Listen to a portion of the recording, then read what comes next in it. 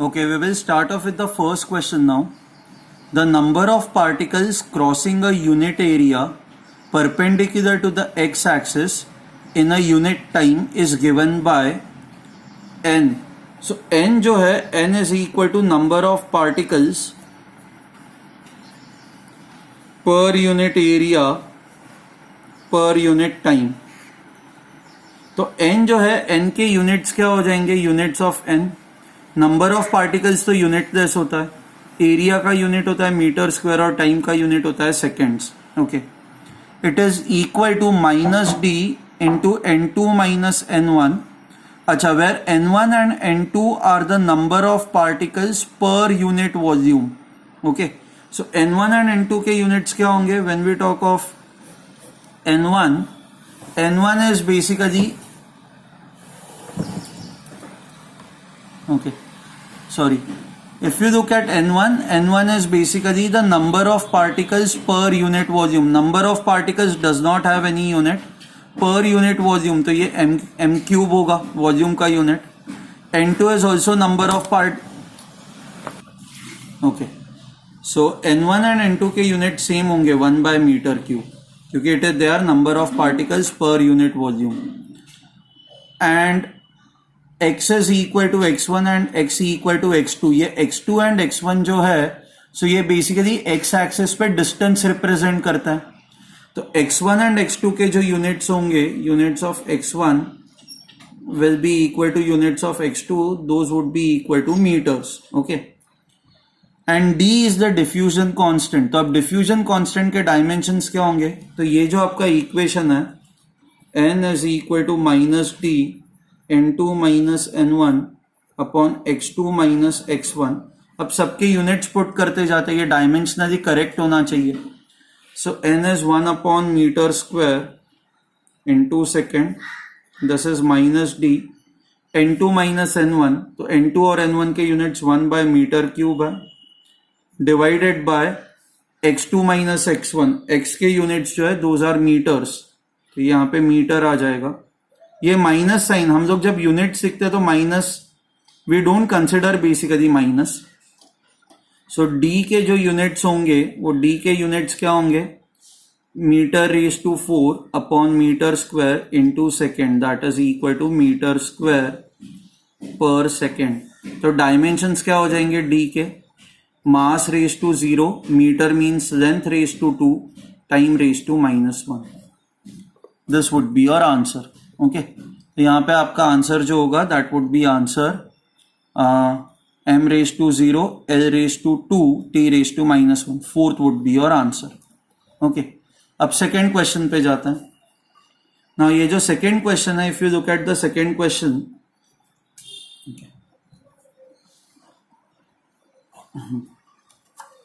Second question में क्या दिया हुआ है? For a particle moving with constant acceleration, acceleration constant है. Okay, for a particle moving with constant acceleration in a straight line, the sum of distance covered in nth and n+1th seconds is 250 meters. Okay, now distance covered in n seconds का formula क्या होता है? It is equal to u plus a into n raised to -1 n into n minus half. So this is basically the distance covered in nth second. Covered in nth second. अच्छा, so इन्होंने ये दिया हुआ है the sum of distance covered in nth and n+1th second. अगर जो आपको find out करना है distance covered in n+1 second, तो n के जगह पे आप बस n+1 पुट करोगे, u और a तो सेम रहेगा, n+1 minus half. So distance covered in n+1 second is equal to u plus a, 1 minus half is half, n plus half. Now इन्होंने ये दिया हुआ है कि distance covered in n second plus n+1 second, the sum of the distance. So sn plus sn+1, this is equal to given to you as 250 metres, right. So ये है आपका 250 metres. तो अब इक्वेशन 1 एंड इक्वेशन 2 इन दो equations को अब add करता है. Okay, so when you add the two equations what would you get? अब जब इन दो इक्वेशंस को ऐड करते हो तो u प्लस यू ये हो जाएगा 2u. यहाँ पे a कॉमन निकलेगा, राइट? सो a, अब ये क्या होगा, n minus half plus plus n plus half, this is equal to 250. ये दिया हुआ है आपको क्वेश्चन में. अब हम इसको सॉल्व करते हैं. सो 2u plus a, minus half और प्लस हाफ कट हो जाएगा, n प्लस n ये 2n हो जाएगा, इज इक्वल टू 250. अब 2 से सबको डिवाइड करो तो u plus a n is equal to 125. Okay, अब क्वेश्चन में if you look at the question में आपको क्या दिया हुआ है? क्वेश्चन में आपको ये दिया हुआ है कि what is the velocity of the particle after n seconds. Velocity after n seconds, after n seconds. तो आपको इनिशियल वेलोसिटी u पता है, एक्सेलरेशन a पता है, टाइम आपको दिया हुआ है n सेकेंड्स, आपको v फाइंड आउट करना है. तो हम लोग पहला काइनेमेटिक्स का इक्वेशन यूज करेंगे, v is equal to u plus A T. So v is equal to u plus a into T के जगह पे आई पुट n. बट हमने तो ये निकाला हुआ u plus a n is 125. So your answer would be 125 meters per second. That is what your answer will be. It will be equal to 125 meters per second. ठीक है. Now we will go on to the third question. In the figure, the reading of the spring balance will be how much? Okay, I'll make the diagram and फिर मैं ये आपको explain करता हूँ. So in this question, a lift is given to you. This lift is going up with an acceleration of 2 meters per second square. इस lift के अंदर हम लोगों ने एक वेज रखा हुआ है. वेज पे you have a 10 kg block which is attached to a spring balance. It is massless. ये आपको मान के चलना है. स्प्रिंग बैलेंस का अपना कोई मास नहीं है. Okay, then it is connected to a 5 kg block. अब आपको स्प्रिंग बैलेंस की रीडिंग फाइंड आउट करनी है. Reading in spring balance, spring balance. Now when I say reading in spring balance, तो आपको बेसिकली क्या फाइंड आउट करना है पता है? यहां पे कितना टेंशन लग रहा है, that is what you have to find out. यहां पे कितना टेंशन है उससे you are not concern. Okay, तो सबसे पहले, अच्छा, एंड बेसिकली ये स्प्रिंग बैलेंस को हम लोगों ने इस फ्रेम में रखा हुआ है ना, तो इस फ्रेम ऑफ रेफरेंस के अंदर आपको फाइंड आउट करना है कि ये इसमें रीडिंग कितनी है. So reading in spring balance is equal to, okay, if I call this section as section x is equal to tension in x in the frame of the lift, frame of reference of lift. तो आपको ये जो question है ये solve करने के लिए आपको बेसिकली इस ऑब्जर्वर को इस लिफ्ट के अंदर रखना है.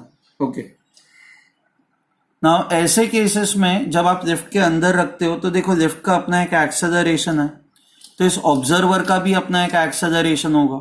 अब ऑब्जर्वर का अपना एक एक्सेलरेशन होगा तो बेसिकली क्या होगा यहाँ पे कि आपको सूडो फोर्स लगाना पड़ेगा. दिस फ्रेम हैज एक्सेलरेशन ना, ये एक्सेलरेटिंग फ्रेम ऑफ रेफरेंस है,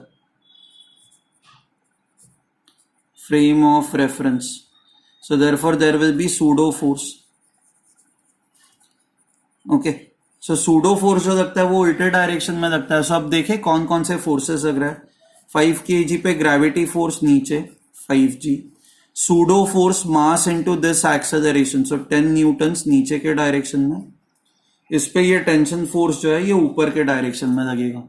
okay, similarly when you come to this mass, हमें ये पता है कि इस डायरेक्शन में mg sin थीटा, सो 10g sin 30 ये डायरेक्शन में लगेगा. अच्छा, इस पे भी सूडो फोर्स नीचे के डायरेक्शन में लगेगा क्योंकि लिफ्ट ऊपर जा रही है, ये ऑब्जर्वर का एक्सेलरेशन ऊपर की तरफ है, तो pseudo force will be downwards. This will be 10 into 2, that is 20 Newton's. इसका ये डायरेक्शन में कंपोनेंट, जैसे mg भी नीचे की तरफ होता है ना, एंड mg का ये डायरेक्शन में कंपोनेंट mg sin थीटा होता है, तो वैसे ये 20 न्यूटन्स नीचे की तरफ है, इसका कंपोनेंट ये डायरेक्शन में होगा 20 sin 30, ये जो एंगल है वो। ओके अच्छा, ये जो टेंशन है वही टेंशन यहां पे होगा। एंड सी ये मासलेस है ना, ये मासलेस है, तो बेसिकली इस पे एक फोर्स ये डायरेक्शन में लगेगा, यहां पे जो टेंशन होगा वो दूसरा ये डायरेक्शन में लगेगा। बिकॉज इट इज मासलेस, तो let's say this tension is T dash. Okay, तो इस पे कोई वेट तो लगेगा नहीं, क्योंकि इसका जो मास है that is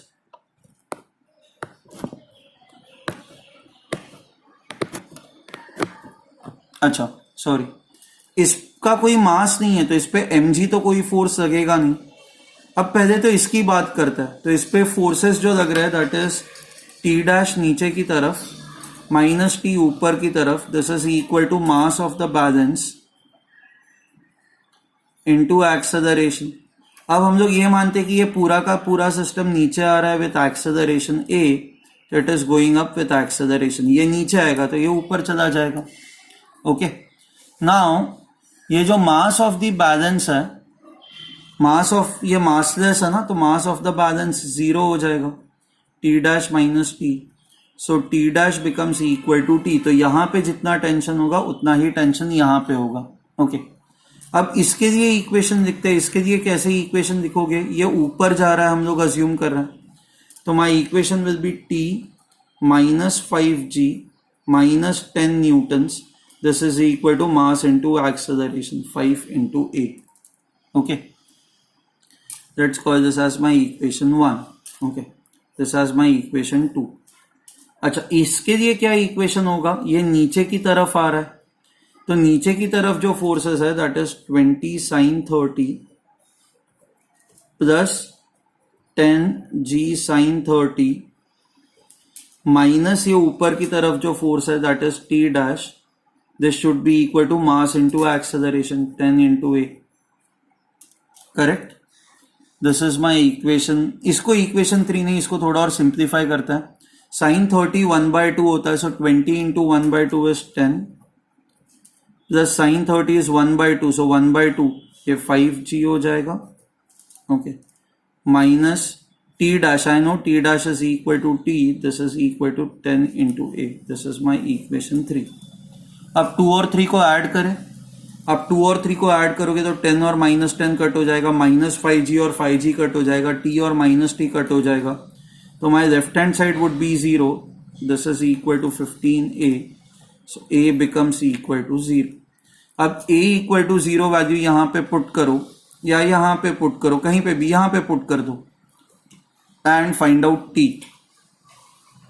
so using equation 2, using equation 2, okay, t minus 5g, g की वैल्यू 10 है, तो 5 into 10 is 50 minus 10, this is equal to 5 into 8, that is 0, so t is equal to 60 newtons. t is this tension, but हमें यहाँ पे t dash चाहिए ना, so t dash, but t and t dash are equal, so therefore t dash will also be equal to 60 newtons. And हमने यही कहा है कि reading in the spring balance is nothing but the tension in this part. Okay, tension in x, so tension in x is 60 Newton's, so your answer would be 60. Okay, fine. Okay. Now we will start off with question 4. Question 4 में क्या दिया हुआ है, a man is walking due to east at the rate of 2 kilometers per hour. East मतलब ये direction है, so velocity of man is given to you as 2 kilometers towards east. ये आपका I डायरेक्शन हुआ ना, so this is 2I. Okay, फिर आपको क्या दिया हुआ है, the rain appears to him to come down vertically at the rate of 2 kilometers per hour. So ये जो man है who is walking, इसके अकॉर्डिंग इसको ये दिखाई लग रहा है या ये दिखाई दे रहा है, the rain appears to him to come down vertically, इसको लग रहा है कि बारिश ऐसी वर्टिकली नीचे आ रही है with a speed of 2 kilometres per hour. So let me write velocity of rain with respect to man, क्योंकि मैन को ऐसे लग रहा है ना, it is equal to 2 and ये नीचे का डायरेक्शन है -j डायरेक्शन। तो आपको actual velocity and direction of rainfall चाहिए, तो आपको बस वेलोसिटी ऑफ रेन चाहिए। ओके, now ये कैसे करेंगे हम लोग? So I can write velocity of rain with respect to man is equal to velocity of rain minus velocity of man। ये relative velocity का concept है। आपको velocity of rain चाहिए, so velocity of rain is equal to velocity of rain with respect to man plus velocity of man। Velocity of rain with respect to man is minus 2j plus velocity of man is 2i। तो आपकी जो velocity of rain है वो आ रही है 2i minus 2j। अब ये 2i minus 2j, ये आप डायरेक्शन कैसे निकालोगे पता है? आपका वेक्टर 2i जो है वो वेक्टर 2i ये डायरेक्शन में, माइनस 2j जो वेक्टर है ये आपका ये डायरेक्शन में। तो velocity of rain 2i minus 2j ना, this is plus 2i, this is minus 2j। तो आपका जो रिजल्टेंट है मतलब actual velocity of rain would be in this direction. Okay, ना इसका मैग्नीट्यूड कितना होगा? इसका जो मैग्नीट्यूड होगा वी नो दैट, इसको ऐसे निकाला जाता है 2 स्क्वायर प्लस इसका -2 the whole square. So this is equal to 4 plus 4, this is equal to √8, that is 2√2। so velocity of the rain is 2√2। आप डायरेक्शन कैसे निकालोगे? यहां से ना ये ट्राइंगल ऐसे इस तरह से कंप्लीट करो।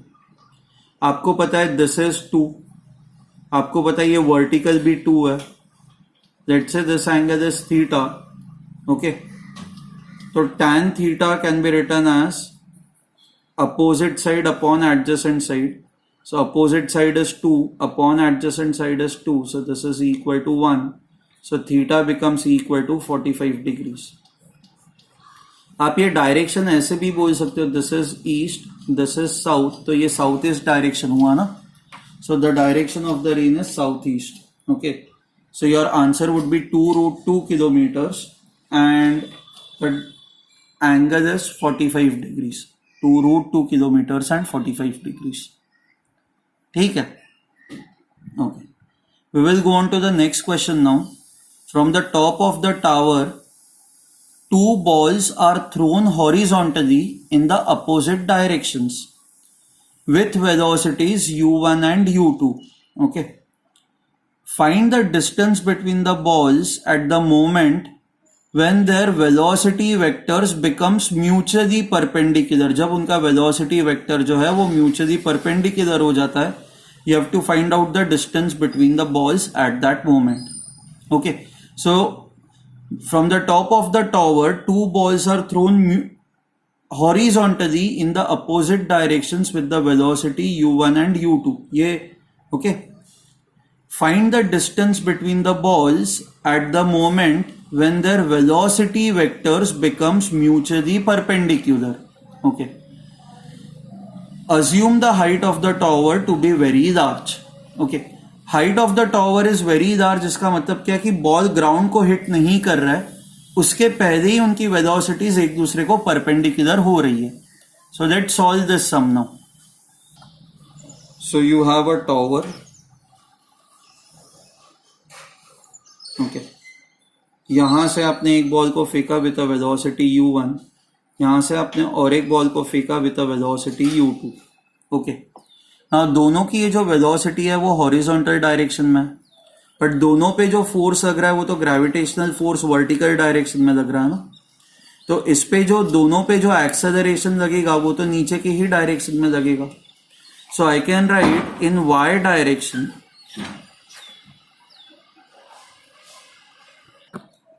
Now if you see in y direction,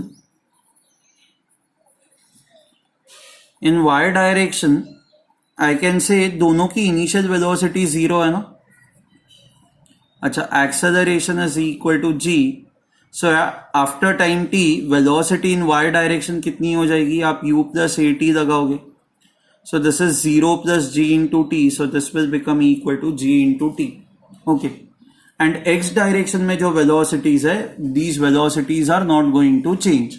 okay, now थोड़ी देर के बाद ये बॉल यहां पे कहीं पे तो होगा एंड ये वाला बॉल यहां पे कहीं पे तो होगा. नाउ यहां पे जब ये बॉल होगा तो इसकी वेलोसिटी कितनी होगी? How much would be its velocity? u1 in this direction, g into t in this direction. Similarly, this will be u2 in this direction, g into t in this direction. Okay.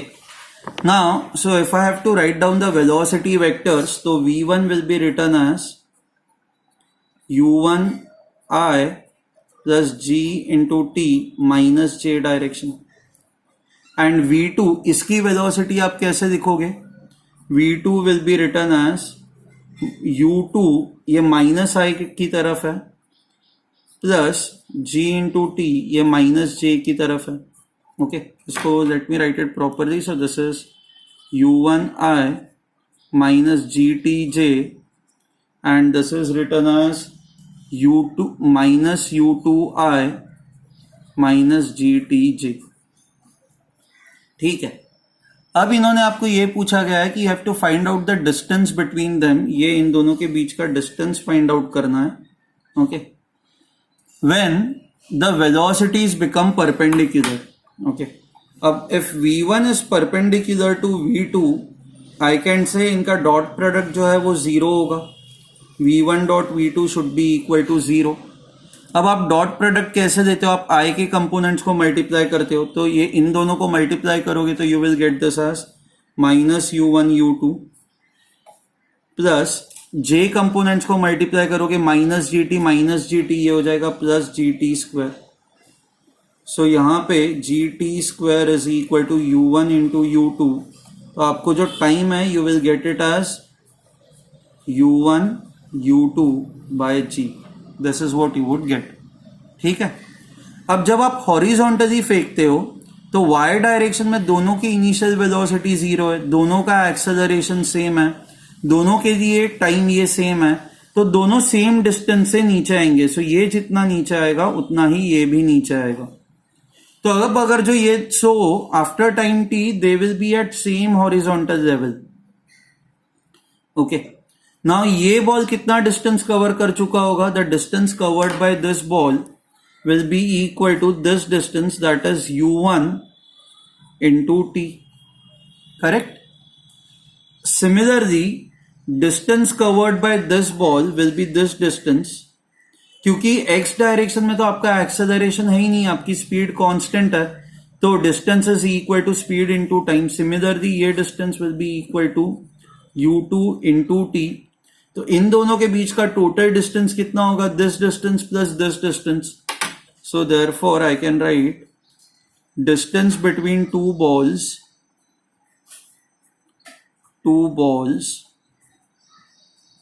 will be equal to u1t, this distance, plus this distance, that is u2t. So this becomes equal to u1 plus u2 into square root of time, common है ना, and time is u1 u2 by g. This will be the distance between the two balls. Okay, so यहाँ पे ये जो आपका answer है, that answer is your option 4th. Okay, fine. Okay, now the next question is, which of the following statements are true for a pendulum clock? Okay, now pendulum clock के लिए हमें पता है, simple pendulum के लिए जो time period होता है, that time period is given by, so let me write it over here. Okay, the time period for simple pendulum is 2 pi square root of L by G. ये चीज आपको पता है, right? This is the time period of simple pendulum. Okay, now first statement is, a clock when taken on the mountain can be made to give correct time if we change the length of the pendulum suitably. Okay, अब आप जब mountain पे जाते हो, ये मान लो ये आपका अर्थ का सरफेस है, ये आप माउंटेन पे जाते हो, तो as you go away from the surface of the earth gravity decreases. Correct. तो अगर जो आपकी ग्रेविटी डिक्रीज हो रही है तो आपको टाइम पीरियड सेम रखने के लिए आपको लेंथ भी डिक्रीज करनी पड़ेगी. ताकि आपका LHS कांस्टेंट रहे। समझ में आ रहा है आपको? सिंस आपका G डिक्रीज हो रहा है, आपको L को भी डिक्रीज, डिनोमिनेटर डिक्रीज हो रहा है तो न्यूमरेटर को भी डिक्रीज करना पड़ेगा। So if we reduce the length, clock will give you a correct time period। तो आपका स्टेटमेंट 1 करेक्ट है। Statement 2, an increase in the value of G makes a clock go slow। Okay, so time period T, this is 2 pi square root of L by G। आप अगर जो G की वैल्यू increase करोगे, if you increase the value of G, तो क्या होगा? आपका ये जो टाइम पीरियड है, if you increase G, time period slow हो जाएगा। तो आपका पेंडुलम जो है वो धीरे धीरे धीरे मूव करेगा। तो अगर जो आपका पेंडुलम धीरे धीरे मूव करेगा तो आपका जो क्लॉक है वो स्लो मूव करेगा। So an increase in the value of G makes a clock go slow. तो ये भी करेक्ट है। If the length of the pendulum is increase then the clock becomes fast. अगर जो आप लेंथ को इंक्रीज करते हो, आप न्यूमरेटर को यहाँ पे इंक्रीज करते हो, तो आपका टाइम पीरियड इंक्रीज होगा ना। टाइम पीरियड ओके, आपका टाइम पीरियड इंक्रीज होगा। आपका टाइम पीरियड इंक्रीज होगा तो इसका मतलब आपका जो क्लॉक है वो धीरे धीरे धीरे, एक मिनट, सॉरी, मतलब मैं लॉजिक सही लगा रहा था बट मैं कंक्लूजन रॉन्ग निकाल रहा था। फर्स्ट वन हम लोगों ने देखा ही है कि आप जैसे ये अर्थ है, first statement, when the clock is taken on the mountain, आप जैसे जैसे ऊपर जाते हो तो योर ग्रेविटी रेड्यूसेस। आप अर्थ के सरफेस से ऊपर जाते हो तो gravity reduces. So time period is 2 pi square root of L by G। Okay, तो आपकी ग्रेविटी कम हो जाएगी। तो आप अगर जो लेंथ भी रेड्यूस करते हो, if you also reduce the length, your time period can remain constant, your time can be correct. So a clock when taken on the mountain can be made to give correct time. It will give you correct time if we change the length suitably। आपकी gravity decrease हो रही है तो आप length को भी decrease करोगे तो your time period would remain same. Okay, so clock will give you a correct time. तो स्टेटमेंट 1 इज करेक्ट। अब स्टेटमेंट 2 पे देखते हैं, an increase in the value of G makes a clock go slow. So ये second statement है, time period is equal to 2 pi square root of L by G। तो आप जैसे ही G की वैल्यू इंक्रीज करोगे आपका टाइम पीरियड कम हो जाएगा। नाउ टाइम पीरियड कम होगा मतलब आपका टाइम कम लगेगा ना ऑसिलेशन कंप्लीट करने के लिए। तो if time required is less, आपका जो क्लॉक है वो फास्ट मूव करेगा। Okay, so it will move faster ताकि उसे कम टाइम लगे। तो the clock will move fast, it will not move slow. तो आपका सेकेंड स्टेटमेंट रॉन्ग है। Okay, we will go on to the third statement now. If the length of the pendulum is increased then the clock becomes fast. आप length increase करोगे तो आपका time period भी increase होगा ना। Numerator increase करे तो time period will also increase. So if length is increase then time period increases. Time period increases, इसका मीनिंग क्या है? पेंडुलम को आप ऑसिलेशन कंप्लीट करने के लिए ज्यादा टाइम लग रहा है। ज्यादा टाइम लग रहा है तो मतलब ये ऐसे धीरे धीरे धीरे धीरे मूव कर रहा है। करेक्ट, तो क्लॉक हैज बिकम स्लो। तो इन्होंने दिया हुआ है then the clock becomes fast, तो ये गलत है। This is wrong. Sorry for the disturbance. And the fourth option now, आपका फोर्थ ऑप्शन क्या है? A clock when taken to a deep mine or carried to the top of the mountain becomes slow। आप अर्थ के surface के ऊपर जाओ या अर्थ के सरफेस के नीचे जाओ, आपकी जो ग्रेविटी है वो ग्रेविटी रेड्यूस हो जाती है ना। सो हमें ये पता है T is equal to 2 pi square root of L by G। तो अगर जो आपकी ग्रेविटी रेड्यूस हो जाएगी तो आपका टाइम पीरियड इंक्रीज होगा। एंड टाइम पीरियड इंक्रीज हुआ मतलब clock will go slow. Clock slow हो गया, so the clock will go slow. Okay, so clock becomes slow. तो ये आपका जो फोर्थ स्टेटमेंट है, that fourth statement is also correct. I hope you have understood this. Okay, so यहाँ पे दो स्टेटमेंट्स करेक्ट है, statement 1 and statement 4, both are correct. Okay, fine. I'll stop over here. In the next video, I'll discuss few more questions now.